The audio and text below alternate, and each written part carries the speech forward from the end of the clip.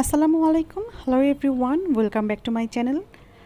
কেমন আছেন সবাই? আশা করছি আল্লাহর অশেষ রহমতে সবাই অনেক অনেক ভালো আছেন। ঈদের মাঝে গত ৫টা ৭টা দিন প্রায়ই মাংস খাওয়া হয়েছে। আর সত্যি কথা বলতে আমার বাসাই বোধহয় এমন একটা বাসা যে বাসাতে মাংসেতে কোনো অরুচি নেই, বা বাচ্চারা বা আমরা কেউই বলি না যে মাংস খাবো না। তবে তাই বললে কি আর হয়? ৭টা দিন তো হয়েই গেছে, এবার তো একটু অন্যদিকে যাওয়া দরকার, তাই না? মাংস খেতে পারি বললেই তো আর হবে না, শরীরেরও তো প্রয়োজন আছে একটু ভেজিটেবল বা মাছের।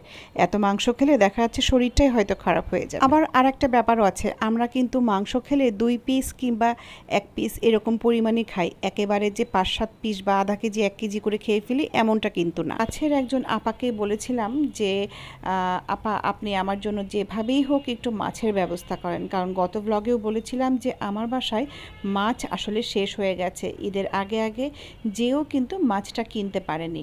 তো কি আর করার, এখন কিছুই করার নাই, মাছ আমার লাগবেই। আমার আর মাংস খেতে পারবো না তা না, তবে কেন জানি মাংস খেতে ইচ্ছে করছে না, যার কারণে বললাম যে আপা, যে মাছই পান আপনি ধরে নিয়ে আসেন, আমার আর কিছু লাগবে না।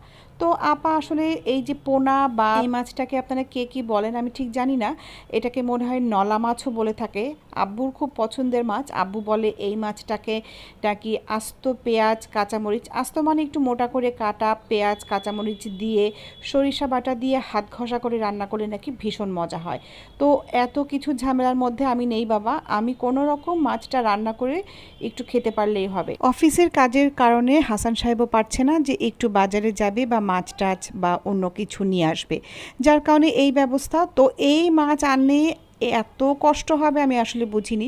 আর আমি আমার হেল্পিং হ্যান্ডকে বললামও যে কেন আপনি এই কাজটা করলে, মাছটা বেশ বাজার থেকে কেটেই নিয়ে আসেন। উনি আমাকে বলছে এতটুকু মাছ আবার বাজার থেকে কেটে নিয়ে আসবো? মাছ বাসায় আনা মানে নোংরা হয়, জায়গা অপরিষ্কার হয়, মানে আমার কাছে আর কি ঝামেলা লাগে। যাই হোক, তারপরেও মাছটাকে কেটে বেছে দিয়েছে আপা। এরপর আমি চলে আসলাম রান্নার কাছে। আর সব থেকে মজার ব্যাপার হচ্ছে, ইদানিং আমার বাসায় একেবারেই গ্যাস থাকে না, আর প্রতিদিন আমি এই জিনিসটা ভুলে যাই, যার কারণে আমার এত কষ্ট হয় রান্না বান্না করতে যে বলার না। ভুলে যে কেন যাই আমার মাথায় থাকে না। সকালবেলা ওটা হয় ঠিকই ছেলের কলেজের জন্য, কিন্তু আমি ঝটপট রান্না বসিয়ে দেব সেটা হয় না। মানে আমি যেমন লেজি, আমার হেল্পিং হ্যান্ড যে আছে সেও ভীষণ লেজি।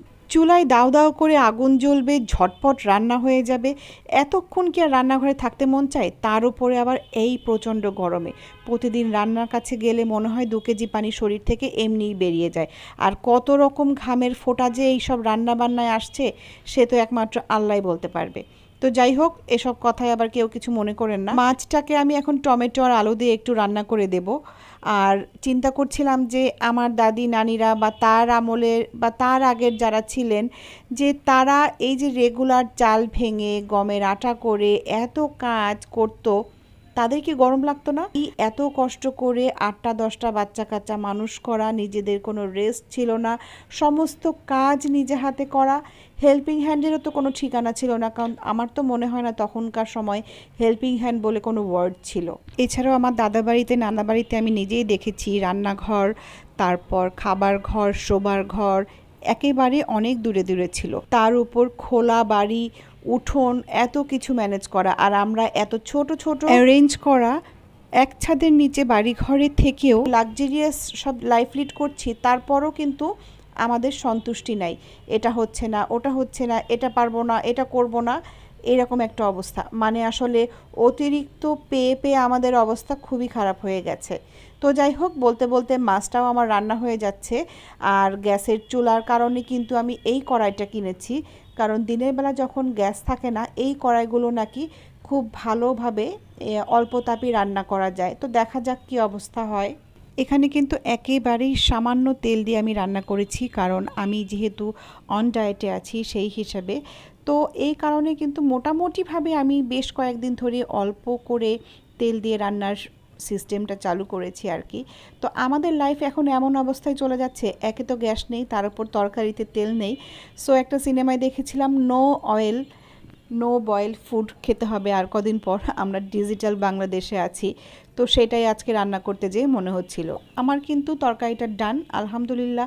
তরকারিটা দেখতেও ভালো হয়েছে, আর স্মেলও খুব চমৎকার আসছে। আজকের ভিডিও এ পর্যন্তই। সবাই ভালো থাকবেন, সুস্থ থাকবেন। আসসালামু আলাইকুম, আল্লাহ হাফেজ।